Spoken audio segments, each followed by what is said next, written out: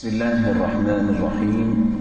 الحمد لله والصلاة والسلام على خير خلق الله وعلى آله وصحبه ومن والاه أما بعد.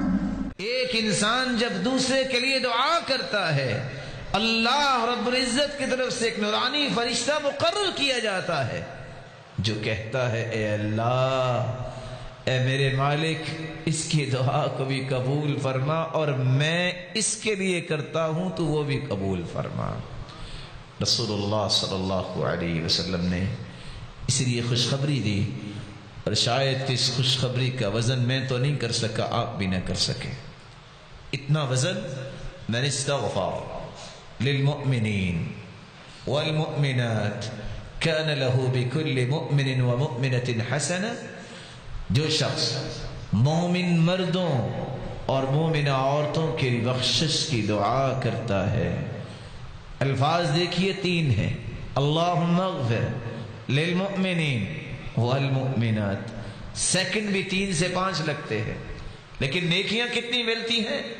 کان لہ بکل مؤمن ومؤمنة حسنہ، کائنات میں جتنے مومن مرد ہوتے ہیں، جتنی مومنہ عورتیں ہوتی ہیں، ذرا سوچئے آدم علیہ السلام سے لے کر آج تک کتنے مومن مرد اور عورتیں آئیں، اتنی تعداد میں اللہ رب العزت اس کے نام اعمال میں نیکیاں لکھوا دیتے ہیں۔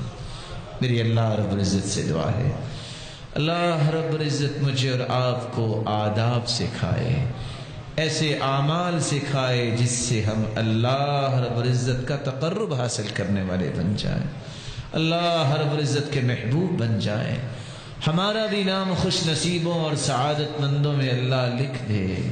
اللہ رب العزت سے دعا ہے الہ العالمین جتنے یہ بات سن رہے ہیں سب کو عزتوں، راحتوں، برکتوں سے نواز دے۔ مولا کریم سب کی بیماریوں کو شفاؤں میں بدل دے۔ کسی مصیبت میں ہے اے اللہ ان کی مصیبتوں کو خوشیاں بنا دے، بے روزگار کو تمنگر بنا دے، مالدار کے مال میں برکت فرما دے اور فتنوں اور آزمائشوں سے بچا، مقروض کے غیبی خزانوں سے مدد فرما، صاحب اولاد کی اولاد کو نیک بنا، دست و بازو بنا اور آنکھوں کی ٹھنڈک بنا اور صدقہ جاریہ بنا، اور جب بے اولاد ہیں ان کی جولیوں کو بار رونق بنا۔ الہ العالمین جس طرح آج تیرے گھر میں جمع ہیں سب کو جنت الفردوس میں جمع فرما۔